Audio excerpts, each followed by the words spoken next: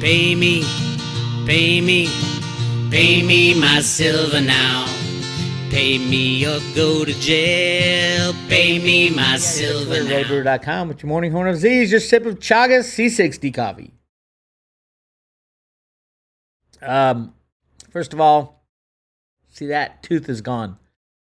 No, I didn't get in a fight. I have a couple teeth that chipped off, so I had veneers put on. And once in a while, they pop off if I'm eating like a sandwich or something. So I just glue it back on. Have the dentist glue it back on with stronger and stronger glue until he says, all right, we're taking this one out and we're putting in a real fake tooth. So anyway, that's my story. Silver's moving. It doesn't look like yet. We got one more day in the trading quarter. Doesn't look like whoever's trying to get to $21 is going to get there, which is a good sign. I mean, 46-cent move in silver so far. There's something to be happy about. 2023, it looks like, is going to be the year of silver blowing out the criminal cabal. Everything is pointing to it right now. All the good guy things that I follow are just shining. Twitter, unbelievable Twitter. Twitter is reopening free speech in America. Amazingly beautiful. As a matter of fact, let me read you something I was going to read a little later, but really important thing from Matt Taibbi. He's part of the group of journalists who Elon Musk is giving information to, blowing the doors on the government involvement in the curtailment of free speech. But I was reading his thing he wrote. This is at his Substack. Notes on Friday night. A few delirious reflections on a crazy month. He's been working hard for a long time. So, but here's let me read this because it resonated with me, and I know it resonates with everybody on the road to Ruta and anybody who's seeing past the ridiculous curtain that the criminals have put up. One happiest thought at month's end. Sometime in the last decade, many people, I was one, began to feel robbed of their sense of normalcy by something we couldn't define. Increasingly glued to our phones, we saw that the version of our world that was spat out at us from them seemed distorted. The public's reaction to various news events seemed off-kilter, being either way too intense, not intense enough, or simply unbelievable. You'd read that seemingly everyone in the world was in agreement that a certain thing was true, except it seemed ridiculous to you, which put you in an awkward place with your friends, family, and others. Should you say something? Are you the crazy one?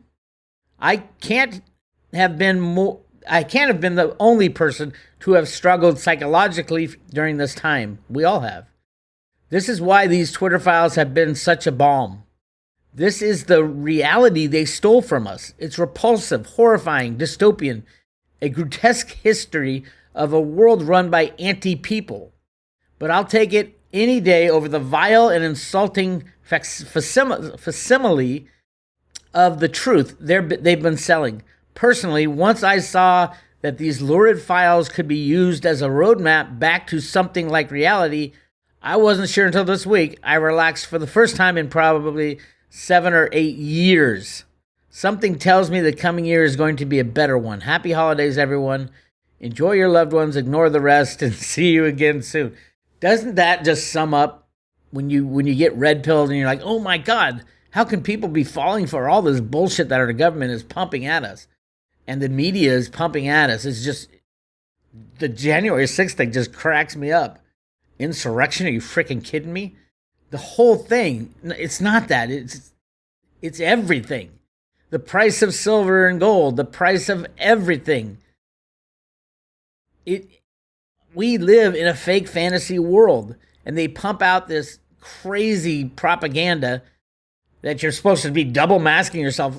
Remember all the politicians, all the Democrats in Congress kneeling on some African holiday, kneeling to some god somewhere? It's such a bizarre world we were living in.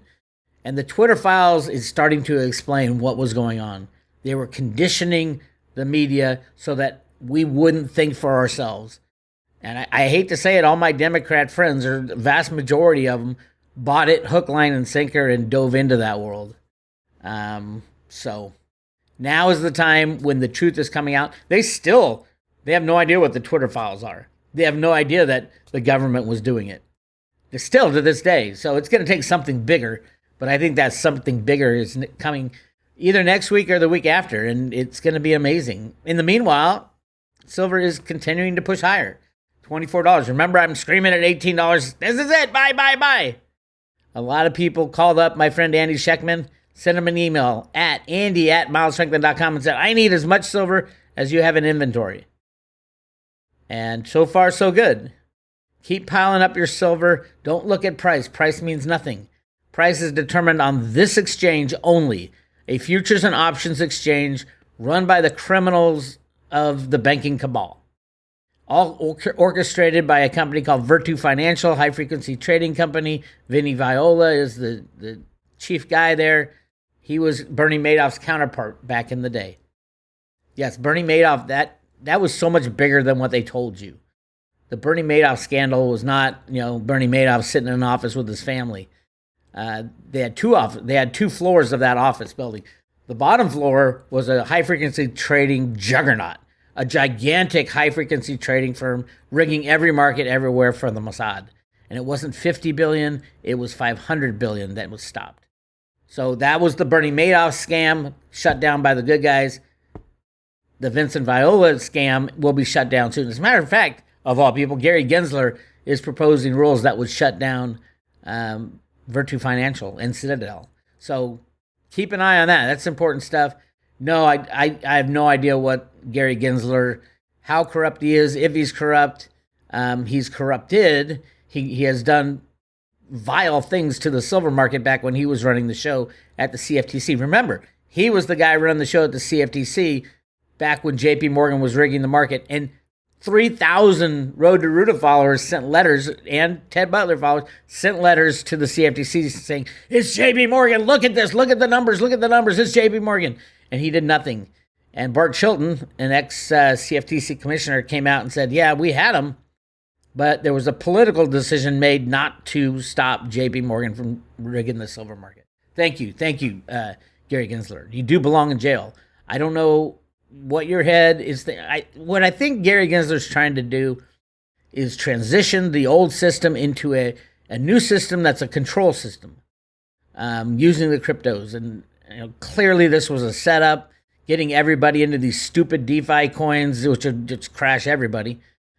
So we need them to go away. We need, for cryptos, we need the exchanges to go away. And for silver, if you want to see a fair market value of silver, you need the COMEX to fold up shop and get the fuck out of town. That's the only way it'll happen. I mean, even though volumes are going almost zero on the COMEX is massive every day. 35,000 contracts. Normally it's 200,000 contracts, but 35,000 contracts equals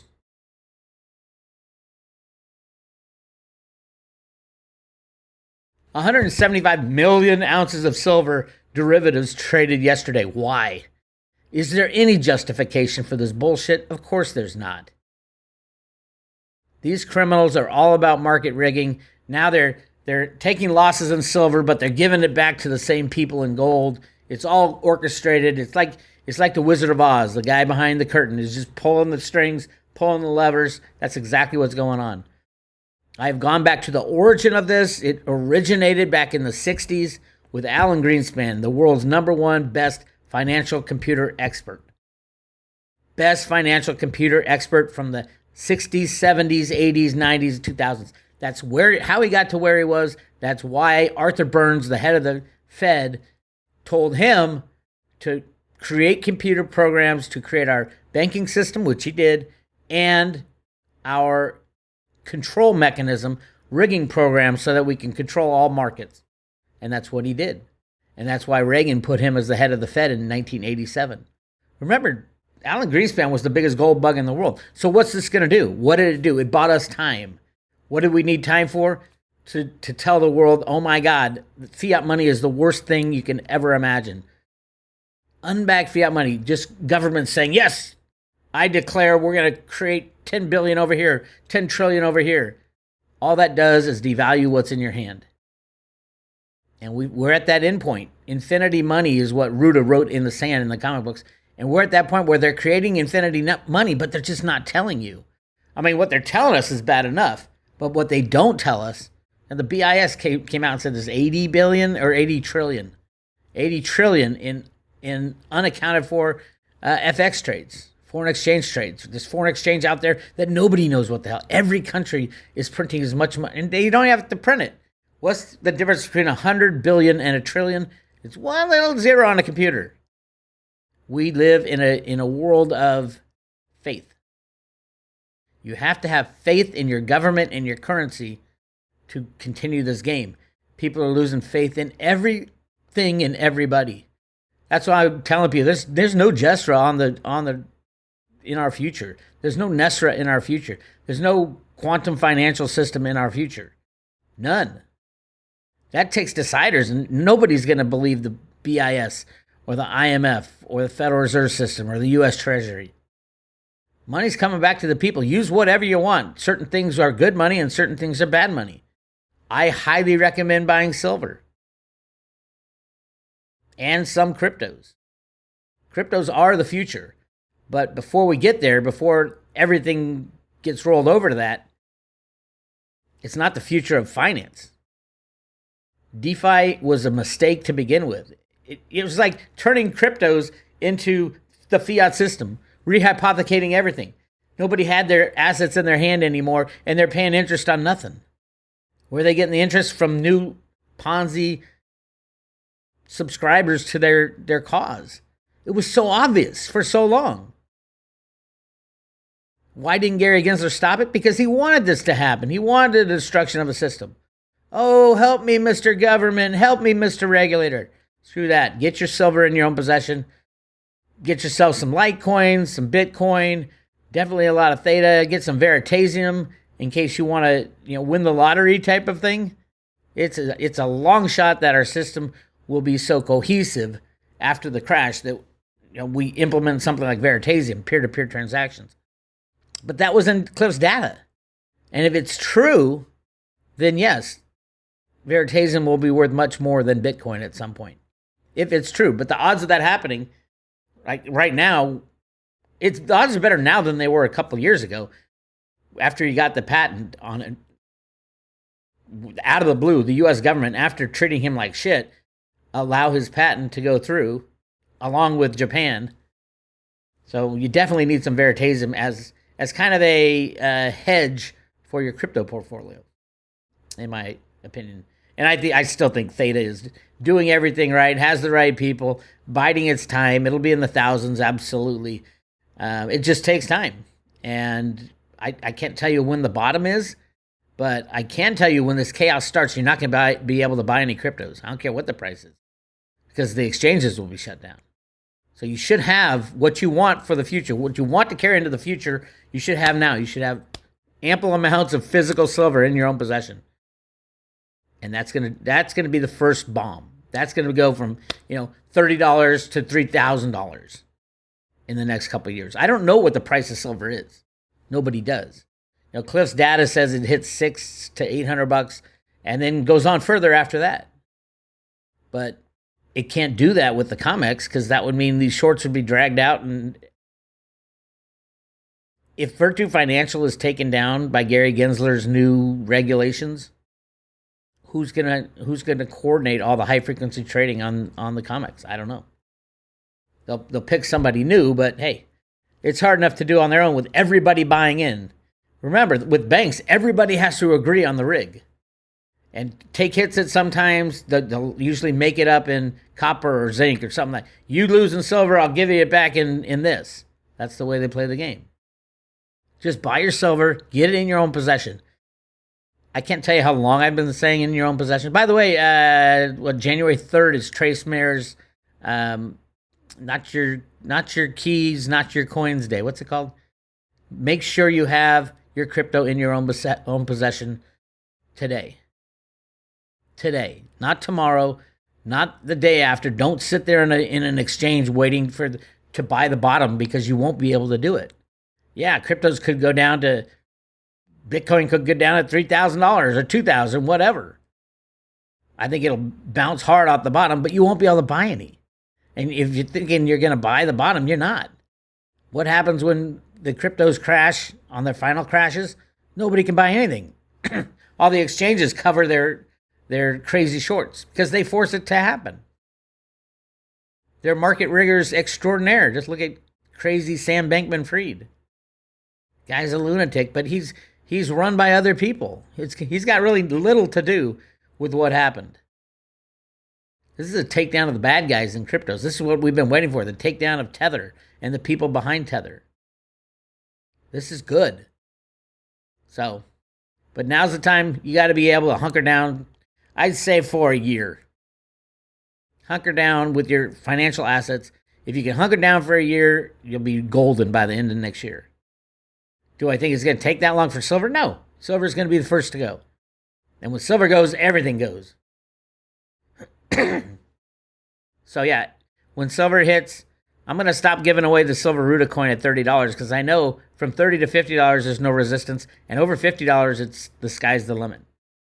The sky is the limit. Remember, there's a huge silver deficit right now. And the vast majority of the population has no idea. Silver deficit meaning we're using, I think it was 200 million tons more than we get out of the ground or from recycling. And that's going to continue. And that was the reason Warren Buffett bought silver originally in the late 90s until the bad guys took him out. So do I think he's in there buying again? Absolutely. Absolutely he's in there. Interesting here. With silver, there's still 50 contracts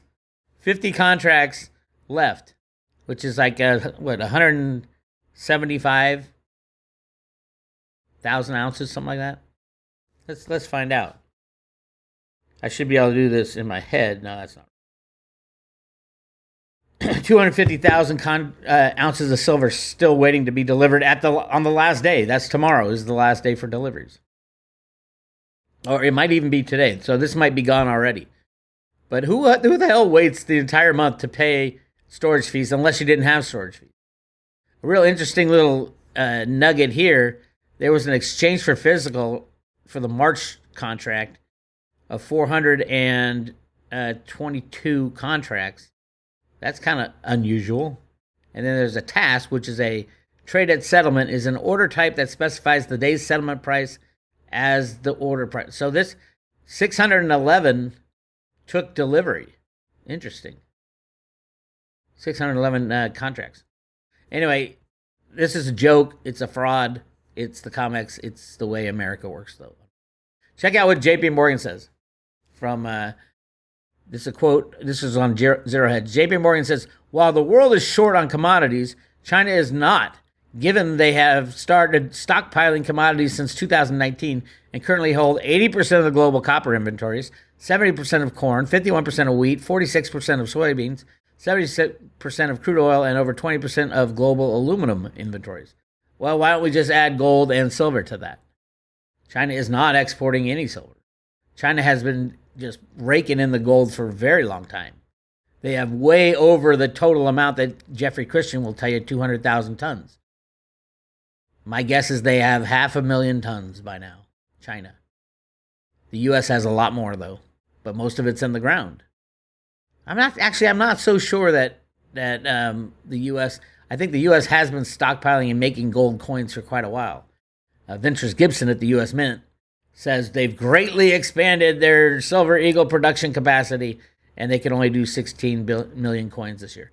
The fraud at the U.S. Mint is from here to kingdom come, but I think underlying it, it's the good guys in charge. So they have been making coinage so that you can walk into a bank with 20 gold coins, and they'll give you a stack of the new U.S. dollar.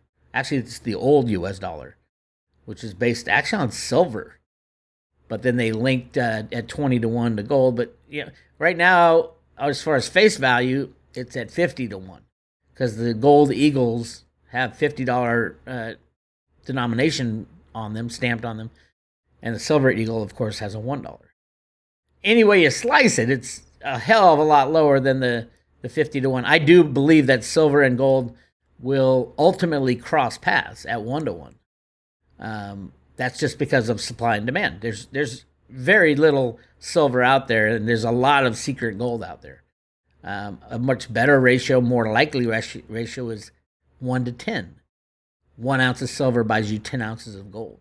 But that's after everything is declared. That's after the old system crashes, the criminals are taken out, and we start fresh. So, don't know when that's going to happen, but I'm ready for it. And I'll be talking to Jenny Moonstone about that today. We're doing our discussion. Lots of good stuff to talk about. I got to get over there right now, actually. So, you guys take care. If you're on the private road, if you want to join the private road and get all this inside info, go to subscribe today, and we will send you the Silver Ruta coin, the coolest coin ever made, all the way up until it hits $30, and then we're going to stop it. So make sure you get your Silver Ruta coin and check out this video. Talk to you later.